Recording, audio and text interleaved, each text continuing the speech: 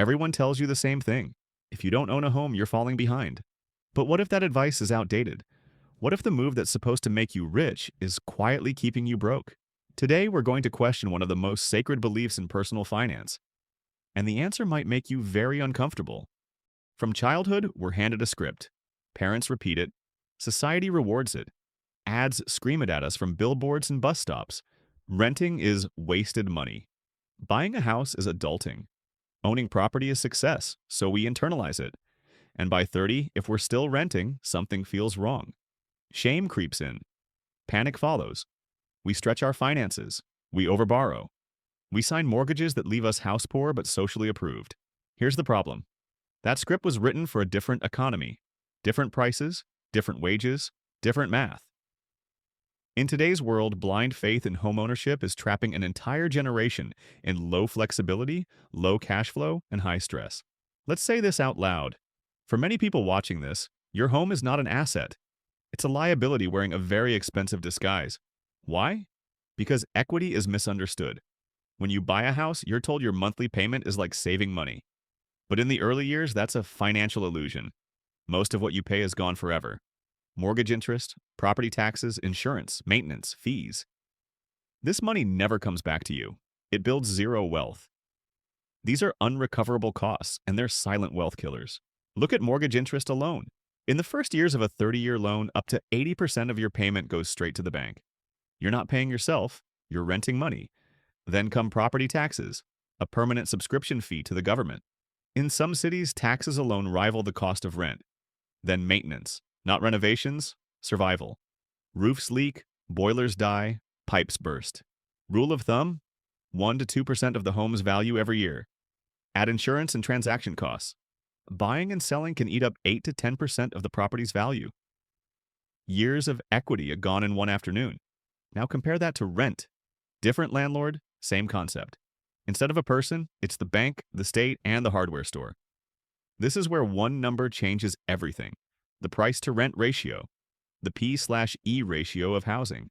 Here's how it works. Take the home price, divide it by annual rent. $500,000 home, $2,000 rent per month, $24,000 a year. Ratio, about 21. Historically, below 15. Buying makes sense. Above 20, renting usually wins. Today, many global cities sit at 25, 30, even higher. That's not a buy signal. That's a warning sign. When you rent in these markets, something interesting happens. You live in $1 million asset without paying for the $1 million price tag. The landlord takes the risk. You take the discount. You're consuming housing, not speculating on appreciation. But the biggest trap? The down payment. That $100,000 you lock into walls and drywall, it stops working.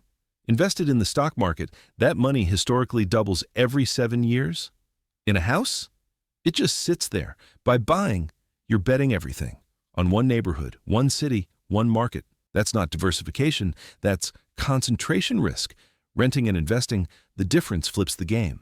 Liquidity, flexibility, higher expected returns, and then there's mobility, the most underrated asset of all.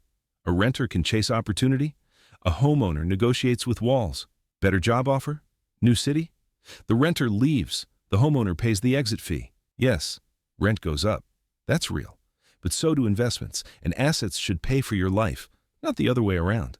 There's also something no spreadsheet captures: time, energy, mental load. Home ownership is a part-time job. Renting buys you freedom. Freedom to focus, freedom to move, freedom to breathe. So, no, buying is not always bad. It works in the right place, at the right price, for the right reasons. But it is not a mandatory step to wealth. Wealth isn't about owning buildings. It's about owning income. Run the numbers, check the ratio. And if renting wins, rent with confidence. If this video challenged your beliefs, good. That's how growth starts. Now let's talk about the emotional side of money. Because housing decisions are almost never just financial. They're psychological, they're social, they're deeply personal. Ask yourself this question honestly. Do you want a house? Or do you want what the house represents? Stability, status, approval? Because society doesn't celebrate liquidity. No one applauds your brokerage account. No one compliments your emergency fund. But everyone notices a house. So people buy visibility instead of freedom. They choose optics over optionality.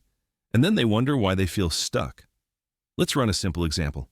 Two people, same income, same city. One buys a house, one rents and invests the difference. The homeowner feels rich. They own something. They post pictures. They host dinners. But every month their cash flow is tight.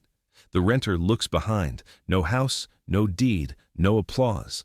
But their net worth quietly compounds. Fast forward 10 years. Markets fluctuate. Life changes. The renter has options. The homeowner has obligations. This is what people miss. A house concentrates risk. Investments distribute it. Concentration feels safe until it isn't. Natural disaster, neighborhood decline, policy changes. Your entire investment is exposed. And no, leverage doesn't magically fix this. Leverage amplifies outcomes, good and bad. It's why people get rich in booms and wiped out in busts. Another uncomfortable truth. Most people don't invest after buying a home. The mortgage becomes the excuse. I'll invest later. Once things calm down. After the next raise. Years pass. Nothing changes. Renting doesn't prevent wealth. Lack of discipline does. Owning a house doesn't build wealth. Owning assets does. Let's talk about inflation. Properly. Yes, fixed mortgages hedge inflation. But so do productive assets. And they don't leak cash every month. Inflation punishes savers. It rewards owners of assets that scale. Stocks scale. Businesses scale. Your primary residence doesn't. And let's kill another myth. Renting is unstable. What's unstable is being one repair away from panic. True stability comes from liquidity, from buffers, from choices, not from drywall and debt. The smartest people I know don't ask, should I rent or buy? They ask, what maximizes my freedom right now? Sometimes the answer is buying. Often, it's not, and that's okay. The goal isn't ownership. The goal is leverage over your time. Money is a tool, not a trophy. So if you're renting right now, you're not behind. You're not failing. You're not irresponsible. You're just early. Ignore the noise. Ignore the pressure. Run your own numbers. Wealth is personal. Let's zoom out even further, because this isn't just about houses. It's about how society defines success and who benefits from that definition. Think about who wins when everyone believes buying is mandatory. Banks win. Developers win. Real estate agents win. You? Only sometimes. An entire industry is built on urgency. Buy now or you'll be priced out forever. This is the last affordable moment. Real estate only goes up. Sound familiar? Urgency is rarely your friend in finance. It shuts down logic. It amplifies fear. It pushes people into irreversible decisions. Renting keeps decisions reversible. That alone has massive value. You can pivot, you can adapt, you can change your mind. Let's talk about age pressure. The invisible deadline no one admits exists. By 30, you should own. By 40, you should be settled. Says who? Life isn't linear anymore. Careers change, relationships change, cities change. Why lock yourself into a 30-year bet on a life you don't fully know yet? Flexibility is the real luxury of the modern era. Not granite countertops, not square footage. Flexibility. And here's another angle people avoid. Your house ties your identity to a location. That can be comforting or limiting. When opportunity knocks elsewhere, many homeowners hesitate. Not because they don't want growth, but because growth is expensive to chase. Renters don't need permission from the market. They don't wait for listings. They don't pray for timing. They move. This matters more than ever in volatile economies, remote work, global competition, fast-changing industries. Mobility is income insurance. Now let's address the comment everyone writes. But my parents bought a house and did great. Yes, in a different era. They bought at lower multiples, with rising wages, with cheaper education, with fewer alternatives for investing. You don't live in that world. Copying their strategy without updating the math is like using a paper map in a GPS world. Nostalgic, but inefficient. The new middle-class advantage is not ownership, it's adaptability, it's skills, it's capital that moves. And here's the irony. People buy homes seeking peace and end up with anxiety, bills, repairs, market risk. Peace doesn't come from walls, it comes from margin. Financial margin, time margin, mental margin. If your house removes margin from your life, it's not serving you, you're serving it. So here's the reframe. Renting isn't a failure to commit, it's a commitment to flexibility. Buying isn't maturity. Awareness is.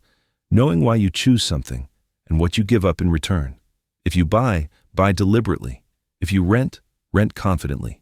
But never outsource your thinking to tradition. If this series helped you break a mental script, you're already ahead of most people.